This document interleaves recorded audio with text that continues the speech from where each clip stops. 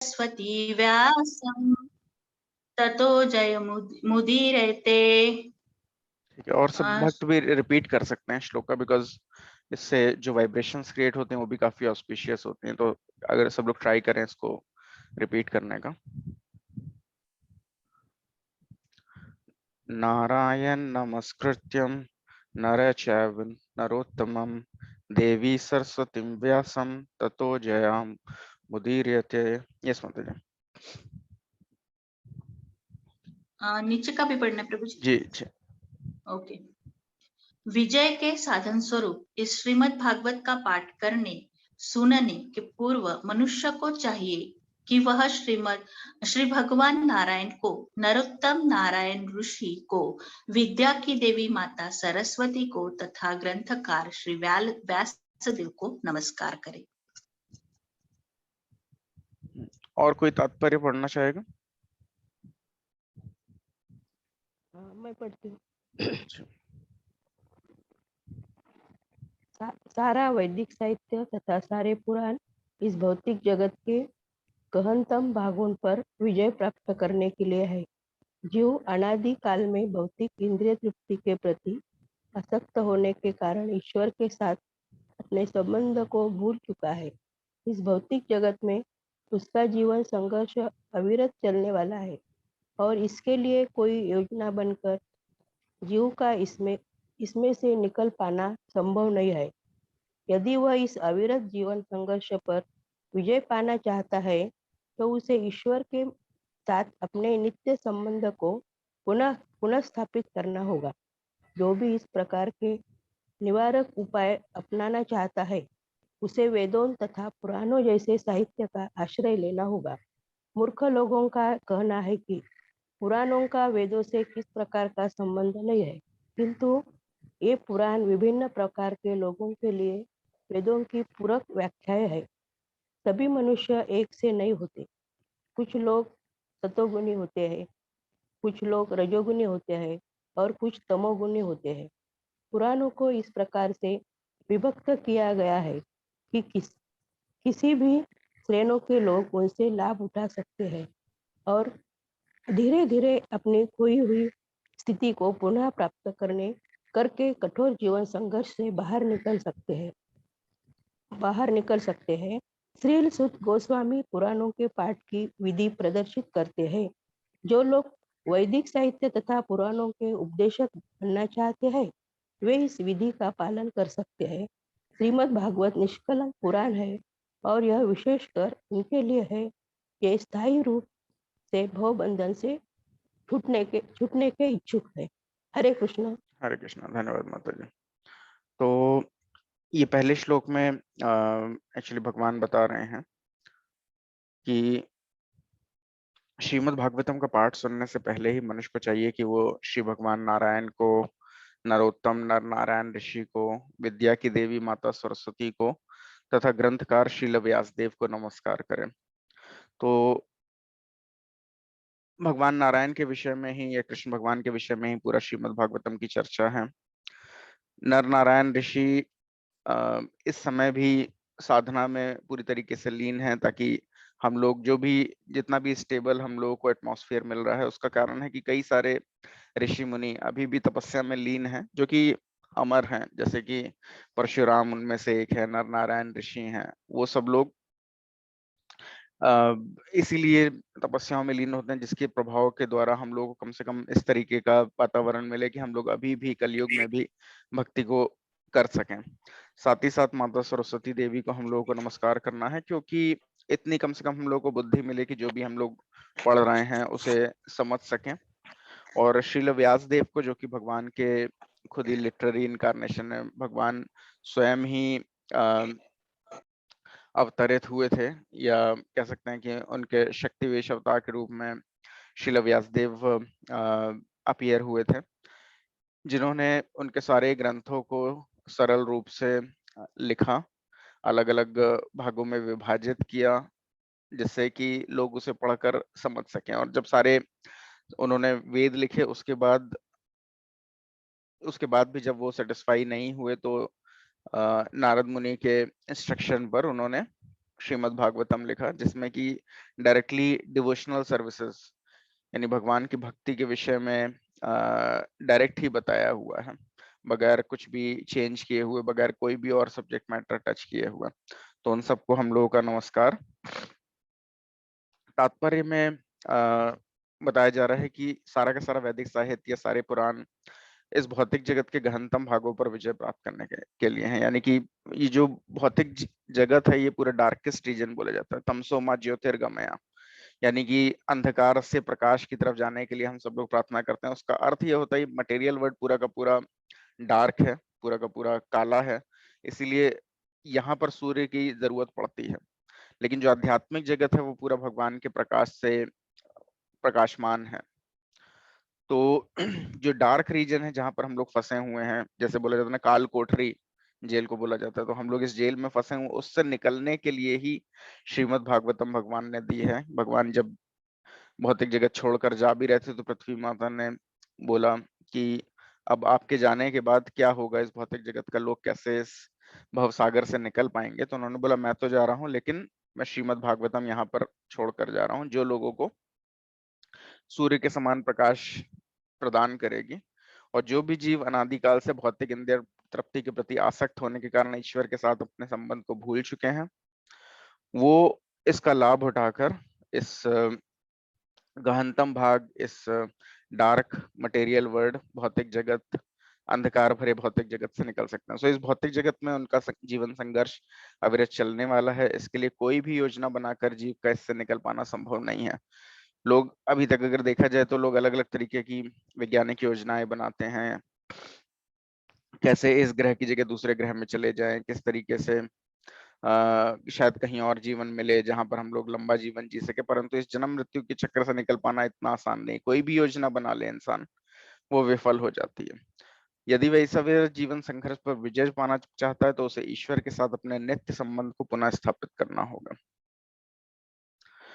उसके अलावा ये किसी भी तरीके से पॉसिबल नहीं है, क्योंकि भगवान से संबंध की विस्मृति होने की वजह से हम लोग यहाँ पर आए हैं। अगर वो संबंध फिर से स्थापित होगा तो हम लोग वापस जा सकते हैं। जो भी इस प्रकार के निवारक उपाय को अपनाना चाहता है उसे वेदों तथा पुराणों जैसे साहित्य का आश्रय लेना होगा। कई बार मूर्ख लोग बोलते हैं कि पुराणों का वेदों से कोई प्रकार का संबंध नहीं, लेकिन पुराण भी जो है यहाँ पर बताया गया है कि विभिन्न प्रकार के वेदों की पूरक व्याख्याएं हैं, उसी का एक्सप्लेनेशन है वेदों में, जो है उसी को एक्सप्लेन किया गया पुराणों में। और पुराण टोटल 12 तरीके के हैं, चार कैटेगरीज में बटे हुए हैं। चार उन लोगों के लिए हैं, चार पुराण, जैसे देवी पुराण वगैरह, जिसमें देवी को ही सर्वश्रेष्ठ बताया गया है, जो कि मोड ऑफ इग्नोरेंस में है। जो लोग पूरी तरीके से तामसिक प्रवृत्ति वाले हैं उनको सब देवी पुराण इत्यादि बताया गया है, शिव पुराण वगैरह। तो इस तरीके से अलग अलग मोड्स में अलग अलग तरीके के गुणों वाले व्यक्तियों के लिए अलग अलग तरीके से पुराण कैटेगराइज किए गए हैं, जिससे कि जो तामसिक प्रवृत्ति के लोग हैं वो लोग भी कुछ रूल्स रेगुलेशन फॉलो करें। उनके लिए जो पुराण है जैसे देवी पुराण वगैरह, उसमें बहुत ही कम रूल्स रेगुलेशन हैं, क्योंकि वो लोग मोस्टली नॉन वेजिटेरियन रहते हैं, मांसाहार या फिर सुरापान करने वाले। तो उनके लिए कुछ कुछ रूल्स रेगुलेशन है कि कम से कम थोड़ा सा वो लोग प्रोग्रेस करें जिस भी लेवल पर है। इस तरीके से जब फाइनल लेवल पे कोई भी सतोगुणी होता तो उनके लिए नारायण पुराण है, जितने भी भगवान नारायण से की भक्ति से रिलेटेड, ताकि जब वो सतोगुण में आ जाए तब उन लोगों को चीजों का सही से आभास हो सके कि हाँ कौन परम भगवान है, किसकी भक्ति करनी चाहिए। लेकिन वो सीधे लेवल पे पॉसिबल नहीं। जैसे कि अगर कोई बच्चा है, उसे वो 4 साल का है और डायरेक्ट उसको बोला जाए कि 10th का बोर्ड का एग्जाम दे दो, तो वो उसके लिए पास कर पाना आसान नहीं है। वो शुरू में ABCD ही समझ सकता है, तो उसको पहले फर्स्ट में डाला जाता है, फिर वो सेकंड में जाता है, इस तरीके से धीरे धीरे आगे बढ़ता है। तो उसी तरीके से वेद व्यास ने भी पुराणों को 3 हिस्सों में बांटकर विभक्त कर दिया था, ताकि सारे के सारे किसी भी रजोगुणी प्रवृत्ति के लोग, तमोगुणी या सतोगुणी प्रवृत्ति, सारे के सारे लोग उनका लाभ उठाकर जिस भी स्टेज में है लाइफ के, उससे आगे बढ़ सके और इस तरीके से अपनी खोई हुई स्थिति को पुनः प्राप्त करके कठोर जीवन संघर्ष से बाहर निकल सकते हैं। वरना इसका कोई अंत नहीं। अगर कोई एक बार ये सोचता भी है कि हाँ मैंने अपने जितना मुझे जरूरी था उतना यथासंभव धन इकट्ठा कर लिया, अब तो मुझे कुछ करने की जरूरत नहीं है। तो ये जन्म मृत्यु का चक्र ऐसा है कि मृत्यु के साथ ही उसने जो भी जमा पूंजी इकट्ठा करी वो यहीं छूट जानी है और फिर से ये संघर्ष उसको स्टार्ट करना है। तो इस संघर्ष को इस तरीके ऐसे अपनी प्लानिंग के द्वारा कोई उसे काट नहीं सकता, भले वो टाटा बिरला अंबानी भी हो, कोई भी ऐसा नहीं है कि वो इस जन्म में अपना पैसा कहीं जमा कर दे और अगले जन्म में वो निकाल ले, ऐसा कहीं भी पॉसिबल नहीं है। इंसान की पूरी विस्मृति हो जाती है, उसको पिछला जन्म भी कुछ याद नहीं होता। इस तरीके से ये जो भौतिक नियम है वो इतने कठोर है कि कोई अगले जन्म के लिए कुछ इकट्ठा नहीं कर सकता। तो श्रील सूत गोस्वामी पुराणों के पाठ की विधि को प्रदर्शित करते हैं। जो लोग वैदिक साहित्य तथा पुराणों के उपदेशक बनना चाहते हैं वे इस विधि का पालन कर सकते हैं। श्रीमद् भागवतम निष्कलंक पुराण है, क्योंकि इसमें कोई भी ऐसा नहीं कि कहीं भी बाकी जो भी सारे पुराण हैं किसी में किसी में डेविएशन हो सकता है, किसी में हो सकता है कि भगवान विष्णु को सर्वश्रेष्ठ नहीं बोला गया, लेकिन श्रीमद् भागवतम में एकदम ही जो सही बात है वो बताई गई है, इसलिए निष्कलंक पुराण है। और ये विशेषकर उन लोगों के लिए जो स्थायी रूप से भव बंधन को छूटने के इच्छुक हैं, जो हमेशा हमेशा के लिए इस भव बंधन से निकलना चाहते हैं, उनको श्रीमद् भागवतम का आश्रय जरूर लेना चाहिए। एक दूसरा श्लोक है जो हम लोग श्रीमद् भागवतम स्टार्ट करने से पहले पढ़ते हैं। इसे कोई रीड करना चाहेगा श्लोक?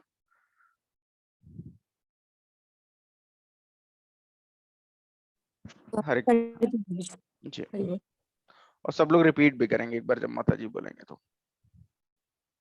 नष्टप्रायेषु भद्रेषु नित्यं भागवत सेवया भगवते उत्तम श्लोके भक्तिर्भवति नष्ट की।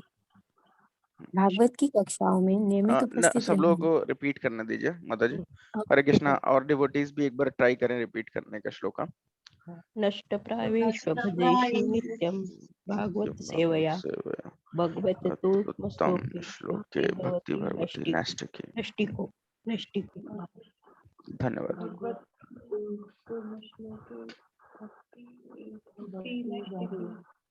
भक्ति भगवती नष्टिकी। हाँ, आगे माता जी पढ़िए। हाँ, भागवत की कक्षाओं में नियमित उपस्थित रहने तथा शुद्ध भक्त की सेवा करने से हृदय के सारे दुख लगभग पूर्णतः विनष्ट हो जाते हैं और उन पुण्य श्लोक भगवान में अटल प्रेमा भक्ति स्थापित हो जाती है, जिनकी प्रशंसा दिव्य गीतों से की जाती है। तात्पर्य पढ़ना है मुझे। तात्पर्य, यहाँ पर हृदय से उन अमंगलकारी वस्तुओं को निकालने का उपचार दिया गया है जो आत्म साक्षात्कार के पथ पर अवरोध रूप है। ये उपचार है भागवतों की संगति करना। भागवत दो प्रकार के होते हैं, एक तो ग्रंथ भागवत और दूसरे भक्त भागवत। ये दोनों ही भागवत कारगर औषधियां हैं और इनमें से कोई एक या दोनों ही अवरोध को हटाने वाले हैं।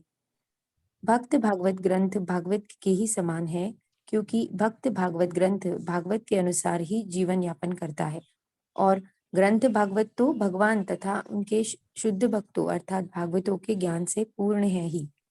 भागवत ग्रंथ तथा भागवत व्यक्ति अभिन्न है। कोई और पढ़ना चाहेंगे प्रभु जी आगे? कोई और भक्त पढ़ना चाहता है यहाँ से? भक्त भगवान, भक्त भागवत पढ़े। मैं पढ़ती हूँ जी। भक्त भागवत भगवान का प्रत्यक्ष प्रतिनिधि है, अतः भक्त भागवत भक्त को प्रसन्न करने से ग्रंथ भागवत का लाभ उठाया जा सकता है। मानवीय तर्क यह नहीं समझ पाता कि किस प्रकार भक्त भागवत या ग्रंथ भागवत की सेवा द्वारा कोई भी व्यक्ति के द्वारा भक्ति के पथ पर अग्रसर होता है, किंतु ये तथ्य जिनकी व्याख्या श्री नारद देव द्वारा की गई है, जो अपने पूर्व जन्म में एक दासी के पुत्र थे। दासी ऋषियों की टहल करती थी और इस तरह वे भी उनके संपर्क में आया। केवल उनके संपर्क से तथा उनका जूठन खाकर यह दासी पुत्र श्री नारद देव नामक महान भक्त तथा एक महान व्यक्तित्व बन सका। भक्तों की संगति के ऐसे चमत्कारी प्रभाव होते हैं। इन प्रभावों को व्यवहारिक रूप से समझने के लिए यह ध्यान देना आवश्यक है कि भागवतों की ऐसी निष्कलुष संगति से दिव्य ज्ञान अवश्यमेव बड़ी आसानी से प्राप्त होगा, जिससे मनुष्य भगवान की भक्तिमय सेवा में स्थिर हो जाता है। वह भागवतों के मार्गदर्शन में भक्ति में जितनी प्रगति करता है, उतनी ही वह भगवान की दिव्य प्रेममय सेवा में स्थिर होता जाता है। अतएव ग्रंथ भागवत की कथाओं को भक्त भागवत से ही प्राप्त करना जरूरी है, और इस प्रकार इन दोनों भागवतों के संयोग से नव दीक्षित भक्त की प्रगति होती रहेगी। हरे कृष्ण। धन्यवाद माता जी। तो दूसरा जो इम्पोर्टेंट श्लोक है जिसमें बोला है कि भागवत की कक्षाओं में नियमित उपस्थित रहने से तथा शुद्ध भक्त की सेवा करने से हृदय के सारे दुख लगभग पूर्णतः विनष्ट हो जाते हैं और उन पुण्य श्लोक भगवान में अटल प्रेम भक्ति स्थापित हो जाती है, जिनकी प्रशंसा दिव्य गीतों से की जाती है। तो इसमें एक छोटा सा स्टोरी भी मुझे याद आई कि एक बार श्रील भक्ति सिद्धांत सरस्वती ठाकुर महाराज थे, जो वृंदावन में आए हुए थे अपने शिष्यों के साथ, और वो भागवत पे चर्चा कर रहे थे और उन्होंने देखा कि बहुत सारे शिष्य जो हैं उनके वहां पर उपस्थित नहीं हैं। तो वो श्रील प्रभुपाद के भी गुरु थे। तो बहुत सारे शिष्य उपस्थित नहीं थे, तो उन्होंने पूछा कि बाकी सारे शिष्य कहाँ गए हुए हैं। तो किसी ने बोला वो भगवान के दर्शन करने सारे के सारे शिष्य गए हुए हैं। तो उन्होंने बोला कि अरे, भगवान के दर्शन बगैर भगवान के बारे में समझे हुए नहीं किए जा सकते। यानी कि हम लोग की आंखें इस तरीके की नहीं है, हम लोग उस लेवल पे नहीं है कि हम लोग भगवान के दर्शन कर सकें। हरे कृष्णा। अगर कोई म्यूट नहीं है तो म्यूट कर सकता है अपने को। तो हम लोग उस लेवल पे नहीं है कि भगवान को अपने आंखों से देख सकें। तो हम लोग किस तरीके से देख सकते हैं? अपने कानों के द्वारा सुन सकते हैं भगवान के विषय में। और जब सुनने के द्वारा अगर हम लोग शुद्ध भक्तों से सुनते हैं, जो भी जैसे श्रील प्रभुपाद या श्रील प्रभुपाद के दीक्षित भक्त या फिर जो भी उस डिसाइप्लिक परंपरा में, गुरु परंपरा में है, जो बगैर किसी स्वार्थ की भावना से श्रीमद् भागवतम पे चर्चा कर रहे हैं, तो फिर उसको सुनने मात्र से हम लोग का हृदय पवित्र होता है। तो भागवत की कक्षाओं में नियमित उपस्थित रहने तथा शुद्ध भक्त की सेवा करने से हृदय के सारे दुख लगभग पूर्णतः विनष्ट हो जाते हैं और उन पुण्य श्लोक भगवान में अटल प्रेम भक्ति स्थापित हो जाती है, जिनकी प्रशंसा दिव्य गीतों से की जाती है।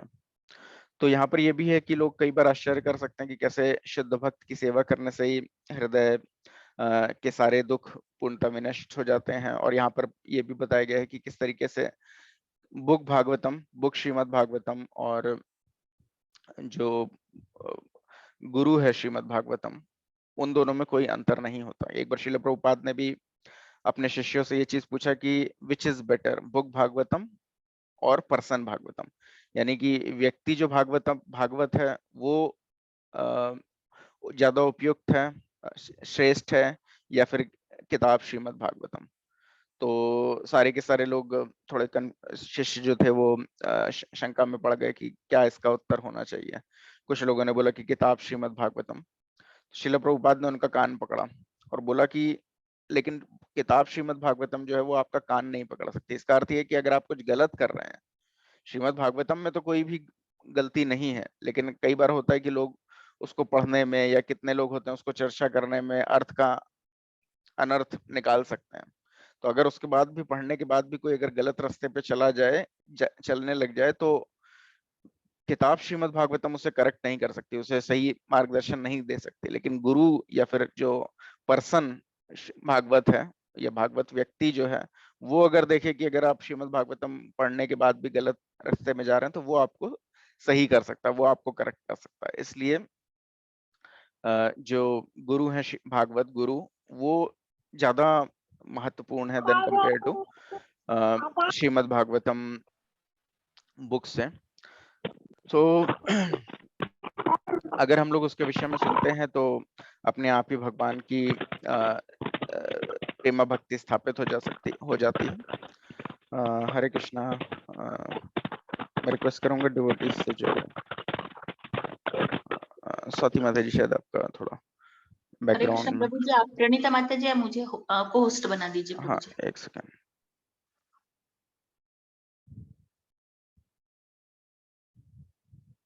यस माता जी का। तात्पर्य है कि यहाँ पर भगवान की उन अमंगलकारी वस्तुओं को निकालने का उपचार दिया गया है जो आत्म साक्षात्कार के पथ पर अविरोध रूप है। यह उपचार है भागवतों की संगति करना, क्योंकि हम लोग अगर अभक्तों की संगति करते हैं तभी हम लोगों के हृदय ग्रंथि जो होती है वो और कठोर होती जाती है, भौतिक भव सागर से निकलना और मुश्किल हो जाता है, क्योंकि जितने भी भौतिकतावादी लोग हैं वो भगवान की भक्ति को छोड़कर और सब विषय में चर्चा करते हैं, सिर्फ भगवान के विषय में चर्चा करने में उनमें कोई रुचि नहीं होती। भागवत दो प्रकार के होते हैं, एक तो ग्रंथ भागवत और दूसरे भक्त भागवत। ये दोनों ही भागवत कारगर औषधियां हैं, उनमें से कोई एक या दोनों ही अवरोध को हटाने वाले हैं। भक्त भागवत ग्रंथ भागवत के ही समान है, क्योंकि भक्त भागवत ग्रंथ भागवत के अनुसार ही जीवन यापन करता है, जैसा श्रीमद् भागवतम में भगवान की भक्ति के विषय में बताया है। अगर हम लोग देखें तो भक्त भागवत जो है उसका पूरा जीवन ही श्रीमद् भागवतम का अनुसरण करते हुए व्यतीत होता है। हम लोग देख सकते हैं श्रील प्रभुपाद के एग्जाम्पल में या अपने गुरु महाराज के एग्जाम्पल्स में कि किस तरीके से उनका पूरा जीवन ही भगवान की भक्ति में ही समर्पित रहता है। और ग्रंथ भागवत तो भगवान तथा उन शुद्ध भक्तों अर्थात भागवतों के ज्ञान से पूर्ण ही है। भागवत ग्रंथ तथा भागवत व्यक्ति अभिन्न है।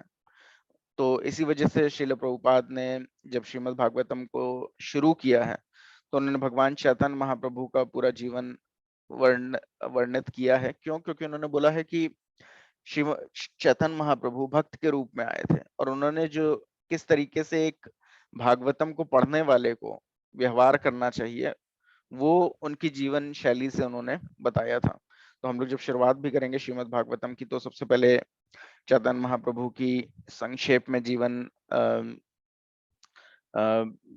जीवनी है जिसको हम लोग पढ़ेंगे।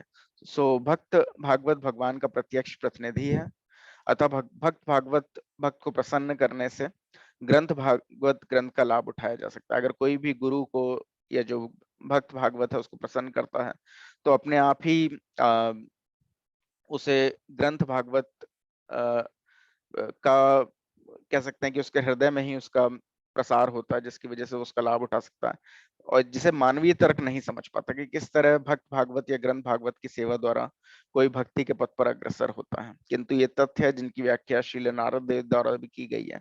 श्रीमद् भागवतम में ही नारद देव ने स्वयं बताया है कि किस तरीके से पूर्व जन्म में वो एक दासी के पुत्र थे और दासी जो थी वो ऋषियों की सेवा करती थी। चातुर्मास के समय हम लोग जानते हैं कि 4 महीने का समय ऐसा होता है जिसमें ऋषि मुनि कहीं और नहीं जाते, किसी एक ही घर में वो शरण लेते हैं क्योंकि उस समय बारिश का मौसम होता है। बाकी और समय में वो एक जगह से दूसरी जगह, एक घर से दूसरे घर, एक गांव से दूसरे गांव जाते रहते हैं और अलग अलग लोगों को भगवान के विषय में बताते हैं। परंतु चातुर्मास का जो बारिश का समय होता है उसमें वो किसी एक घर में रुकते हैं। तो उस समय ऐसा हुआ था कि नारद मुनि की जो माता जी थी उनके घर में वो ऋषि जो भक्त भागवत थे वो रुके थे और उनकी जो माता थी वो बहुत ही गरीब थी, लेकिन उसके बावजूद भी उनकी बहुत ही ज्यादा रुचि थी भक्त भागवतों की सेवा करने की। तो वो उनकी सेवा कर रही थी और उसी समय नारद मुनि भी जो बच्चे ही थे उनके संपर्क में आए और वो भी उनकी सेवा करने लग गए और उनकी आज्ञा से जो भी प्रसाद जब वो लोग खाते थे जो महाप्रसाद होता था वो पूछते थे कि क्या मैं भी ये ग्रहण कर सकता हूँ। तो उनकी आज्ञा से वो भगवान का जो महाप्रसाद है जिसे उन भागवतों द्वारा चखा गया रहता था उसे वो खाते थे। और भगवान का प्रसाद जो होता है उसमें बहुत ही विलक्षण शक्ति होती है और अगर वो किसी भक्त भागवत द्वारा खाया गया हो तो वो उससे भी ज्यादा शक्तिशाली बन जाता है। तो उसको क्योंकि नारद मुनि खाते थे तो उस वजह से अपने आप ही उनके हृदय में जो भी कल्मश था वो मुक्त हो गया और उनके मन में महान भक्ति भगवान के प्रति जागृत हो गई। जब उनकी माताजी का भी निधन हुआ तो उन्होंने उसको भी भगवान का एक वरदान ही समझा और पूरी तरीके से अपना जीवन भगवान के ध्यान में लगाया। और उस तरीके से जब उनको वो शरीर अंत हुआ तो उनको नारद के रूप में शरीर प्राप्त हुआ जो पूरी तरीके से आध्यात्मिक है, जो पूरे विश्व में पूरे ब्रह्मांड में कहीं पर भी वो मुक्त रूप से विचरण कर सकते हैं और सबको अपना अपना एसोसिएशन का लाभ देते हैं, यानी अलग अलग लोगों को दर्शन देते हैं और उनको भक्ति के विषय में बताते हैं और किस तरीके से वो भक्त भागवतों की सेवा करने से ही उनके ऊपर ऐसा चमत्कारी प्रभाव पड़ा कि वो भी इतने महान भक्त बन गए। सो इन प्रभावों को व्यवहारिक रूप से समझने के लिए ध्यान देना आवश्यक है कि भागवतों की ऐसी निष्कलुष संगति से दिव्य ज्ञान अवश्य में बड़ी आसानी से प्राप्त होता है, क्योंकि भागवत के मन में और किसी भी विषय में चर्चा करने और किसी भी विषय में सोचने का कुछ भी इंटरेस्ट नहीं होता, वो सिर्फ भगवान के विषय में ही सोचते हैं। सो उनकी सेवा करने से मनुष्य भगवान की भक्ति में सेवा में स्थिर हो जाता है। ये भागवतों के मार्गदर्शन में भक्ति जितनी ही वह भागवतों के मार्गदर्शन में भक्ति में जितनी ही प्रगति करता है, उतना ही भगवान की दिव्य प्रेममय सेवा में स्थिर हो जाता है। अतएव ग्रंथ भागवत की कथाओं को भक्त भागवत से ही प्राप्त करना चाहिए। इस प्रकार इन दोनों भागवतों के संयोग से नव दीक्षित भक्त की प्रगति होती है। तो इसलिए हम लोगों का श्रीमद् भागवतम जो है, कभी भी जो पैसे लेने वाले लोग होते हैं जो भागवत कथाएं करते हैं, बदले में अपनी जीविका उपार्जन करते हैं, उनसे नहीं सुनना चाहिए, बल्कि उनसे सुनना चाहिए जो भागवत का ज्ञान को अपने जीवन में उतारना चाहते हैं, यानी भक्त भागवतों से ही सुनना चाहिए। तो अब आज 7 बज चुका है, हम लोग अगले सेशन से फिर स्टार्ट से शुरुआत से श्रीमद् भागवतम को पढ़ेंगे और समझेंगे। आज हम लोग ने 2 सबसे इम्पोर्टेंट श्लोक जिससे कि हम लोग श्रीमद् भागवतम को की आराधना करते हैं, वो हम लोग ने श्लोक कवर किए, और डेली हम लोग आधे घंटे ही भगवान के श्रीमद् भागवतम पे चर्चा करेंगे। तो हम लोग मिलेंगे कल फिर से इसी समय 6:30 बजे। धन्यवाद। हरे प्रभु जी कृष्ण। चैतन्य हरे की कृष्ण। जीवनी पर लाएं। जी, हम लोग शुरुआत करेंगे चेतन, तो श्रीमद् भागवतम के शुरुआत में ही जो स्टार्ट ही जो है वो चैतन्य महाप्रभु की जीवनी से श्रील प्रभुपाद ने स्टार्ट किया, तो हम लोग वो शुरू करेंगे, और फिर जब वो पूरा खत्म हो जाएगा तो हम लोग फिर हर चैप्टर वाइज स्टार्ट करेंगे। हरे कृष्ण प्रभु जी। ओके, हरे कृष्णा। हरे धन्यवाद कृष्ण। आप सब लोगों का ज्वाइन करने के लिए। हरे कृष्ण प्रभु जी। हरे कृष्णा माता जी। हरे कृष्ण प्रभु जी। हरे कृष्णा। हरे कृष्ण प्रभु जी। हरे कृष्णा।